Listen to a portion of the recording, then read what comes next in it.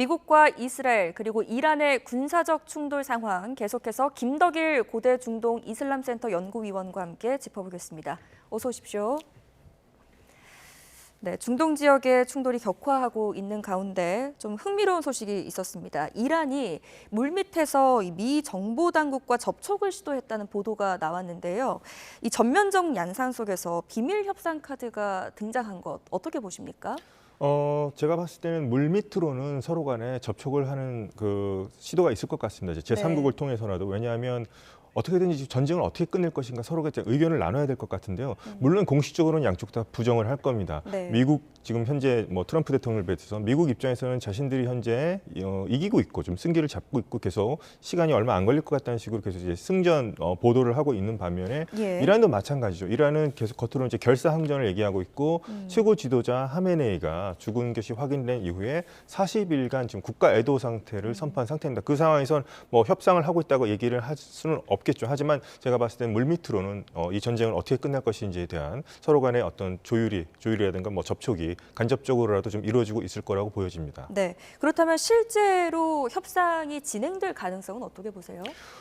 협상이 진행되려면 이를테면 현재 만약에 미국이 유리한 국면은 맞는 것 같아 보입니다. 만약에 이런 상태에서 계속 이란을 몰아붙였을 경우에 아마도 트럼프 대통령은 자신이 요구하는 상황을 이란이 전부 다 수용하게끔 그런 식으로 아마 조건을 걸 가능성이 높아 보이고요. 여기에 대해서 이란이 어떻게 양보할 수 있느냐, 사실상 항복에 가까운 조건일 수도 있을 것 같은데요. 네. 그것을 이란 어떤 지도부가 생기냐에 따라서 변수가 있겠지만 그것을 이란이 어떻게 받아들이냐, 양측 간에 또 치열한 어떤 조율과 어떤 토론이 벌어질 것 같습니다. 네, 말씀하신 것처럼 이란도 지금 쉽게 물러날 수 있는 상황이 절대 아니기 때문에 협상은 지금 당장은 좀 어려워 보이는데요. 협상이 지금 당장 닫혀 있다면 결국 판세는 전장에서 결정이 됩니다. 트럼프가 압도적인 승리 확신한다 이렇게 말을 했는데 실제 전황은 어떻습니까? 트럼프 대통령이 약간 좀 과장하는 측면이 있을 수도 있겠습니다. 하지만 제가 봤을 때는 지금 미국이 좀 유리하게 있는 것은 사실로 보입니다. 왜냐하면 첫날 공격에서 그 결과가 나온 것이 하메네이 최고 지도부를 비롯해서 군과 안보 엘리트들이 지금 한꺼번에 지금 폭사한 상태고요. 네. 지금 그 점에서 좀 이란이 계속 가랑비 작전이라는 전술로서 중동 국가들을 이렇게 타격하고 있지만은 과연 미국과 이스라엘에게 그만큼 큰 피해를 입혔는가에 대해서는 아직까지 제대로 드러나고 있지 않은 상황입니다. 그래서 트럼프 대통령의 말이 어느 정도 과장이 섞였을지 모르지만 현재로서는 미국이 전황을 좀 유리하게 이끌어가는 것으로 보입니다. 네. 근데 이게 지금 미국이 전장을 주도하고는 있지만 그렇다고 해서 전쟁의 종결을 보장하는 단계라고 보기에는 어려운 거죠? 조금 더 미국과 이스라엘은 계속해서 최소 2주가 넘게는 일단 계속 집중적인 공격을 할 거고요. 계속해서 이란을 군사적으로 압박하는 그런 공세 작전을 결행할 것으로 보입니다. 네, 그렇다면 핵심은 이제 이란의 반격 능력이 실제로 얼마나 남아 있느냐일 텐데요. 현재 이란의 정규군의 대응 능력 그리고 이 재래식 전력은 어느 정도라고 봐야 됩니까? 이란의 정규군도 있고 이제 정예라고 하는 것이 이제 혁명수비대인데요. 네. 혁명수비대가 대략 12만에서 많게는 20만까지도 잡고 있고 그 밑에 더 많은 이제 민방위 조직 같은 것들이 있습니다. 바시지라고 하는 민병대가 있는데요. 근데 지금 현재로서는 지금 드러나는 것은 일단 이것은 이제 지상전이 만약에 가동될 거 이 세력들이 좀 움직이겠지만 문제는 지금 이제 이란의 지금 방공망이 완전히 지금 무너진 것으로 지금 드러나고 있고 해군과 공군력에서 완전히 지금 미국과 이스라엘한테 지금 열세를 보이기 때문에 지금 이란의 재래식 전력이 상당히 지금 취약한 상태라 볼 수 있겠습니다. 그렇기 때문에 탄도미사일이나 드론과 같은 그런 전력에 지금 의지하고 있는 것으로 지금 평가되고 있습니다. 네. 하지만 이란에게도 변수는 있지 않습니까? 그 중동 내의 친이란 이 무장 세력과 또 함께 할 수도 있는 거고요. 이런 변수에 대해서는 어떻게 보세요? 이란은 현재 그 작전을 지금 현재 전장을 좀 확전시키고 싶어하는 능력이 있습니다. 이란과 지금 현재 걸프 지역에 지금 전쟁이 지금 집중되고 있는데 이를테면 헤즈볼라, 레바논에 있는 헤즈볼라가 지금 이스라엘에 대한 공격을 퍼부었는데요. 그럴 경우에는 이제 레바논 쪽으로 전선이 확대될 수도 있겠고 친이란 또 대리 조직 중 하나가 이제 후티 반군이라고 있습니다. 홍해 지역에 이제 그쪽에서도 그쪽을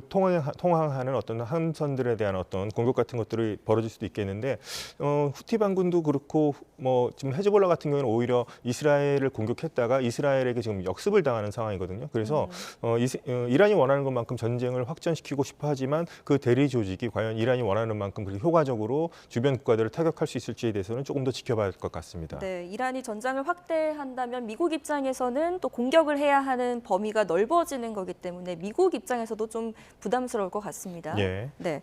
예. 네, 변수가 이렇게 가득한 상황인데요. 전쟁이 단기간에 끝날 것으로 보이지는 않습니다. 결국 시간의 문제가 될 텐데 전쟁이 얼마나 길어질 것이라고 전망하세요? 전쟁이 얼마나 길어지냐는 일단 미국은 계속해서 지금 뭐 트럼프 대통령은 뭐 4주, 5주 이상도 할 수 있다고 계속 얘기를 하고 있는데요. 관건은 저는 이란 쪽에 달려 있다고 봅니다. 이를테면 지금 탄도미사일 뭐 가랑비 전술이라고 해서 값이 싼 드론들을 계속 공격하고 있고 네. 결국에는 이제 초음속 탄도미사일을 지금 뭐 대기시켜 놓은 것으로 지금 이란 측은 얘기를 하고 있는데요. 과연 이란이 과연 탄도미사일이라든가 드론의 재고가 얼마나 남았는가를 한번 고려해 볼 수가 있을 것 같습니다. 그래서 이란의 반격 능력이 어느 정도냐에 따라서 제가 봤을 때는 이번 전쟁이 뭐 4주 안에 단기간으로 끝나거나 아니면 4, 5주 이상 되면서 길게 지속되느냐가 결정될 것 같습니다. 네, 미국도 군사력 1위의 나라라고 하지만 전쟁이 장기화된다면 뭐 무기 재고라든지 이런 것들이 좀 부담스러운 상황 아닙니까? 예, 그렇습니다. 지금 이란이 나름대로 좀 효과적으로 지금 전략을 펴고 있다는 것 중에 하나가 값이 싼 드론을 이제 투입하고 이제 중동 국가들을 공격하고 있는데 이것을 요격하는 미사일이 상당히 비싸다는 점이죠. 그래서 네. 가성비 대결에서 이란이 지금 상당히 효과적으로 대응하고 있는 것 아니냐 이런 얘기도 나오고 있습니다. 그래서 요격 미사일 같은 경우도 이제 미국 청와대에서도 지금 소모가 되고 있는 상황이기 때문에 네. 과연 요격 미사일이라든가 어떤 이런 것들도 얼마만큼 소모가 되고 얼마만큼 빨리 보충이 되느냐, 재고가 과연 얼마나 남아 있느냐에 따라서 미국의 전쟁이 뭐 장기화될 것인가, 단기간에 끝낼 수 있으신가가 아마 결정될 것 같습니다. 네. 자, 전쟁이 길어질수록 외부에도 전장보다 내부 권력 구조가 더 중요해지게 될 텐데요. 현재 하메네이의 차남 예. 모즈타바 하메네이가 후계자로 선출될 가능성이 좀 높아 보이는 것 같습니다. 우선 이 인물은 어떤 사람입니까? 모주타바 하메네이는 이제 하메네이의 아들인데요. 실질적인 정부 직책을 가지고 있는 사람은 아니고 아버지의 배후에서 어떤 실세로서 행동했던 사람입니다. 이슬람 법학자이긴 한데요. 만약에 선출된다고 한다면 혁명수비대와 가까운 관계였기 때문에 아마도 혁명수비대의 입김이 크게 작용해서 이 사람이 최고 지도자로 이제 옹립이 된 것 아닌가 그렇게 볼 수 있겠는데 종교적인 어떤 정당성이라든가 이런 것들이 있어야 되거든요. 네. 최고 지도자가 되기. 근데 그런 면에서는 좀 상당히 종교적이라든가 이슬람 법학자로서의 평판이라든가 성과는 상당히 좀 낮은 사람이라고 볼 수 있겠습니다.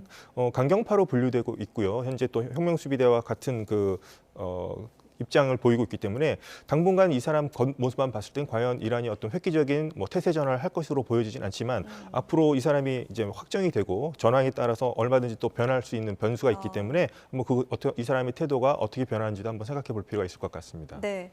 만약에 이 인물이 최고 지도자가 된다면 반서방 체제로 가게 될 확률이 높은 건가요?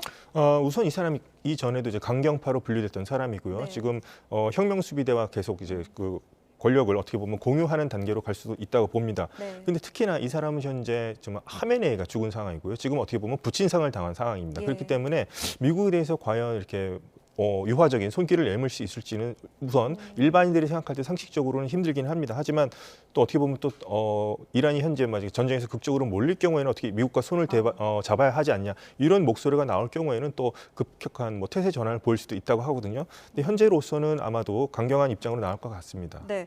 근데 트럼프가 이 와중에 이란의 최고 지도자가 되고자 하는 모든 이는 결국 죽을 것이다 이렇게 예. 또 압박을 하기도 했습니다. 그렇다면 이 하메네이가 사망한 것처럼 또다시 암살 작전 이런 것들이 펼쳐질 가능성도 있을까요? 제가 봤을 때는 모즈타바 같은 경우는 아마도 트럼프가 한 나라의 어떤 지도자를 트럼프 대통령이 결정할 수는 없겠습니다만 트럼프 대통령이 원하는 지도자는 아닌 건 분명합니다. 네. 예, 협상을 원하는 쪽도 아니었고 개혁적인 성향도 아니었으니까요. 그래서 충분히 모즈타바도 아마도 미국이 원하는 암살 명단에 분명히 있었을 걸 생각됩니다. 그래서 모스타바의 생명이 어떻게 되는가? 지금 이란 측에서 발표를 지금 공식적으로 하지 않은 것도 아마 그런 측면이 있지 않을까 한번 생각해 볼 수 있을 것 같습니다. 네. 자, 전쟁 발발 직전의 상황들도 조금씩 드러나고 있는데요. 네타냐후 이스라엘 총리가 트럼프에게 공격 시작 닷새 전에 전화를 걸어서 하메네이의 회동 일정을 사전에 알려줬고 이렇기 때문에 이로 인해서 단일 타격으로 이란 수뇌부를 모두 제거할 수 있었다. 이런 시나리오가 지금 나오고 있거든요. 사전 조율 가능성 있었다고 보십니까? 네, 있었을 것 같습니다. 왜냐하면 뭐 CCTV까지 이란의 CCTV 있는 것까지 다 해킹을 했을 정도고요. 뭐 이번에 CIA가 이런 정보를 제공하는데 뭐 일거수일투족 감시했다고 하지만 뭐 원래부터 하여튼 이란에 대해서는 현지에 대해서는 모사드라고 하는 이스라엘 정보 기구가 엄청난 그 정보력을 발휘하기도 했었습니다. 제가 봤을 땐 충분히 이런 논의가 있었을 것 같고 미국 측에서도 얘기할 때 이 작전을 하기 위해서 수개월을 준비했다고 했습니다. 네. 네, 그렇기 때문에 결과적으로 뭐 날짜를 정할 때는 아마 어느 날짜로 결정할지 아마 논란이 있었을 것 같지만 2월 28일 이란 현지 시각 오전에 이렇게 하메네이를 비롯해서 수뇌부가 모이는 장소를 정보를 입수하자마자 이때를 타격 날짜로 아마 잡은 것으로 지금 생각됩니다. 네. 현재로서는 이스라엘과 미국이 함께 공조를 하고 있지만 결과적으로 미국과 이스라엘의 속내, 그러니까 목표가 다를 가능성도 있을까요? 트럼프 대통령 입장에서는 아이디어가 나왔던 것 중에 하나가 현재 체제 안에서 자신이 좀 점 찍어둔 사람이 있다고도 얘기를 봤을 때는 아마도 현 체제 안을 유지하면서 어떤 사람만 좀 자신에게 좀 친미적인 사람으로 바꿀 그런 생각도 있었을 것 같고 베네수엘라식으로 사람만 제거하고 근데 이스라엘 같은 경우에는 이 체제 자체를 무너뜨려야 된다는 생각입니다. 네. 신정 체제 자체를. 그래서 그런 부분에서는 이스라엘이 조금 더 강경한 자세라고 볼 수 있겠습니다. 네, 자, 이 충돌이 양자 대결에서 그치지 않는다면 중동 전체가 변수로 떠오르게 될 텐데요. 지금 아마 아랍에미리트가 참전을 검토 중이다 이런 전망이 나오고 있습니다. 실제 참전 가능성 어떻게 보세요? 이번에 지금 눈여겨볼 것 중에 하나가 미국과 이스라엘이 지금 이란을 공격하고 있는데 이란이 가장 많은 지금 뭐 드론이라든가 미사일 같은 것을 통해서 가장 많은 피해를 입힌 나라가 이제 아랍에미리트가 되겠습니다. 예. 아랍에미리트 입장에서는 어떻게 좀 제스처를 취해야 하는 입장이고요. 충분히 자신들도 참전하겠다, 공격하겠다 이런 의사를 내비칠 수 있습니다. 그러나 제가 봤을 때 현재로서는 미국과 이스라엘이 아마도 그것을 아직까지는 참전을 원할 정도로 아직까지 다급해 보이지는 않습니다. 그리고 아랍 국가들이 참전하는 것은 또 다른 또 문제가 될 수가 있기 때문에요. 중동으로 확전이 되는 아랍과 이란 간의 대결로 또 치달을 수도 있기 때문에 이 부분은 아직까지는 현재로서는 좀 가능성이 높아 보이고 있지는 않습니다. 네, UAE 입장에서도 위험을 감수해야 하기 때문에 네. 부담스러운 입장일 것 같습니다. 자, 세계 주요국들의 움직임도 주목되는 상황인데요. 중국이 미국과의 협력 필요성을 강조하면서 상호 존중을 촉구하고 있습니다. 왜 이런 시기에 이런 메시지를 내는 걸까요?